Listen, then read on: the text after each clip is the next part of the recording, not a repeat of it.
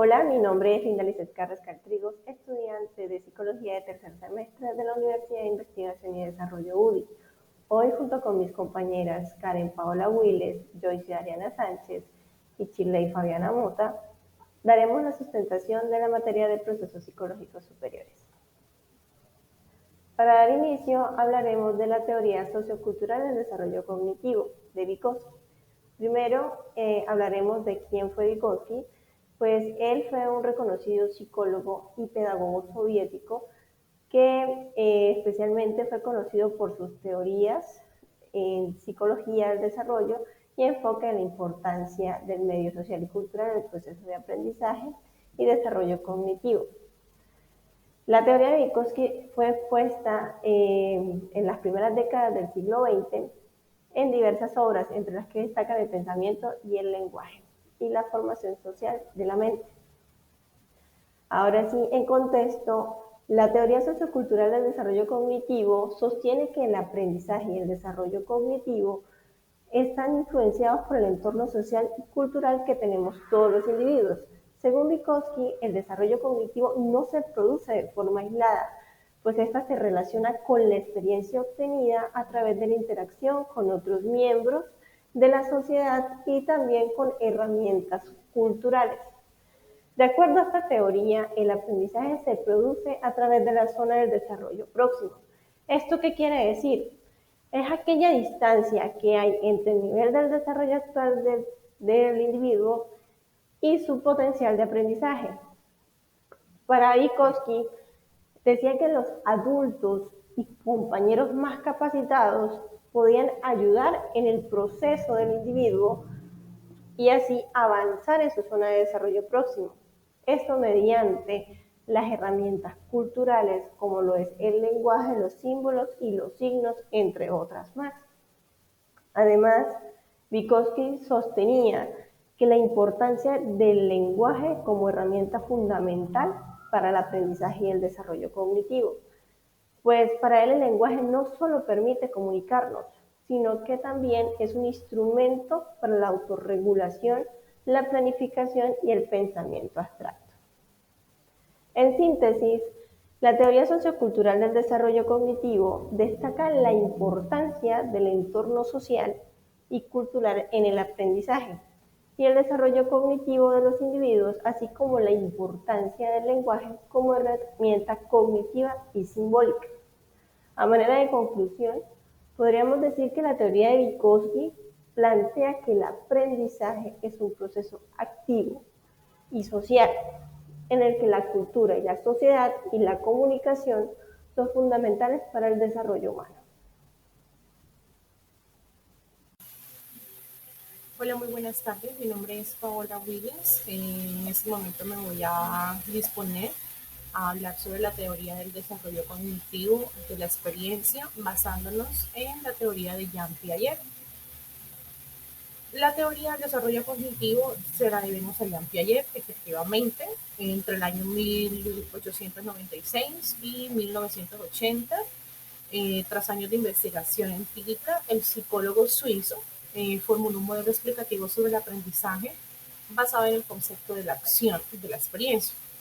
En otras palabras, se basaba o observaba en cómo el niño iba sumando y reestructurando conocimientos y destrezas a través de lo que era la interacción, ¿sí? Piaget explicaba que las estructuras cognitivas se van complejizando hasta que el niño da significado o sentido a la realidad y pues ya se construye su propio conocimiento. Piaget influyó fundamentalmente y profundamente en nuestra forma de concebir el desarrollo del niño.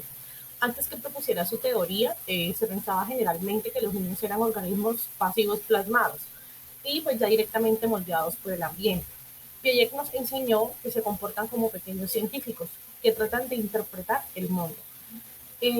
Como tal, ellos tienen su propia lógica y formas de conocer, las cuales siguen patrones predecibles del desarrollo conforme va alcanzando la madurez e interactúan con el entorno. Eso se forman representaciones mentales y así operan e inciden en él. De modo que se da una interacción recíproca Los niños buscan activamente el conocimiento a través de sus interacciones con el ambiente, que poseen su propia lógica y medios de conocer, que este como tal evoluciona al pasar del tiempo y de su edad. Piaget fue uno de los primeros teóricos del constructivismo en psicología, el cual pensaba que los niños construyen activamente, tal cual como lo mencionábamos anteriormente, el conocimiento del ambiente, usando lo que ya saben, interpretándolo en nuevos hechos y objetos. La investigación de Piaget se centró fundamentalmente en la forma en que adquieren el conocimiento al ir desarrollándose. En otras palabras, a este no le interesa eh, como tal lo que el niño conoce, sino cómo piensa en los problemas y en las soluciones. Él estaba convencido de que el desarrollo cognitivo supone cambios en la capacidad del niño para razonar sobre su mundo.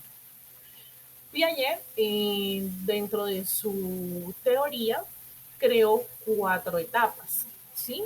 Estas etapas van dependiendo de lo que el niño va aprendiendo entre esas edades. Por ejemplo, la primera etapa tenemos el periodo sensoriomotor, que va de 0 a 2 años.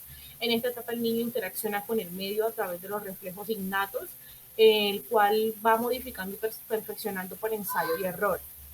Según detecta que sus acciones modifican el entorno, se despierta en él una clara intención exploradora. Tenemos un ejemplo básico: gatear para alcanzar un objeto que le llama la atención. O incluso es capaz de anticiparse a los hechos. Por ejemplo, tira un juguete de la mesa para captar la atención de sus padres. Seguido a esto, tenemos el periodo preoperatorio. Este va de 2 a 7 años. En esa etapa es cuando el pequeño desarrolla la capacidad de representación. El niño crea imágenes mentales de la realidad.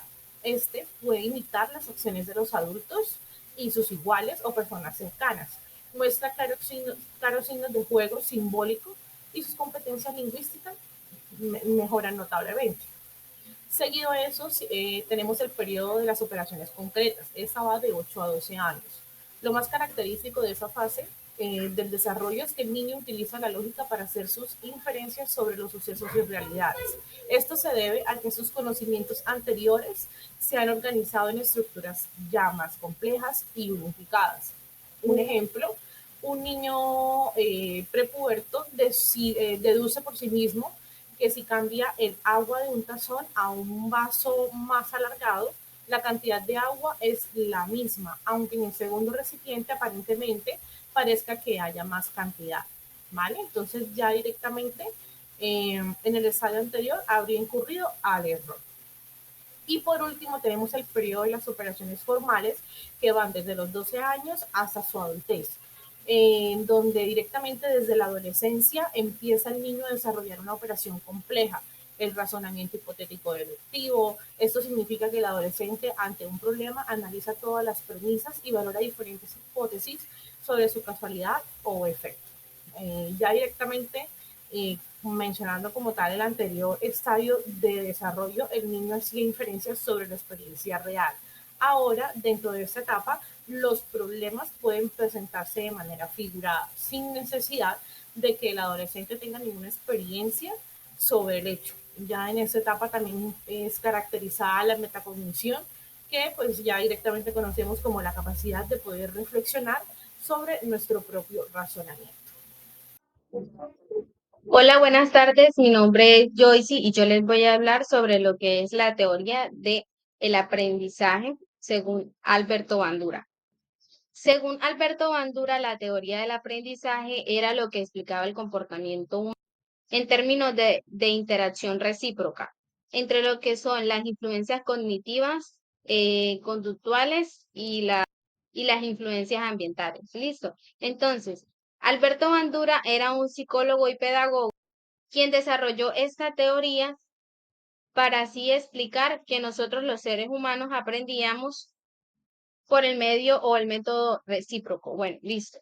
Entonces, Alberto Bandura explicaba esta teoría mediante lo que es el moldeamiento, el método y las etapas del desarrollo del aprendizaje.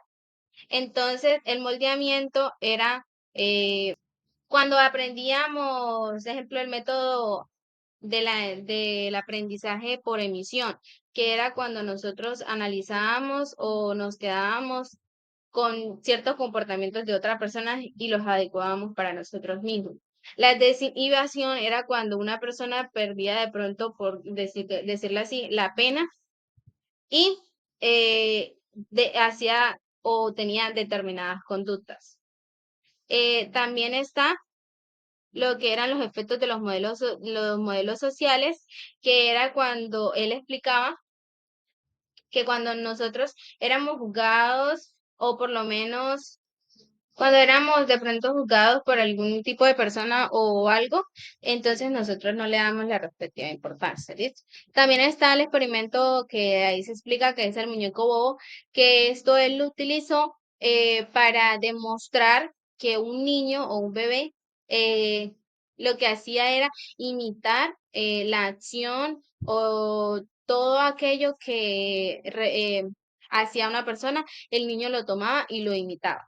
Sí, listo.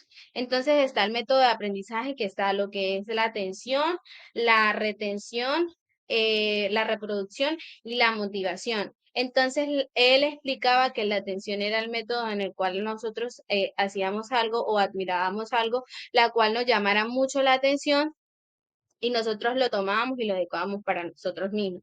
La retención explicaba eh, que es cuando nosotros memorizamos o guardamos todo aquello y lo sacamos en el momento que creamos conveniente. La reproducción es cuando nosotros, un ejemplo de estamos en cierta conversación, en ejemplo, en un momento laboral, pero nos acordamos de algo que nos enseñaron y nosotros lo aplicamos, ¿listo? Y también está lo que es la motivación, que es cuando un ejemplo, a uno le dicen, como niño, haga la tarea y yo le doy un helado. Entonces, ahí es donde nosotros, como método de aprendizaje, estamos forzados a hacer la tarea, a aprender algo, pero a raíz de algo que nos van a dar, o sea, de algo que nos está motivando.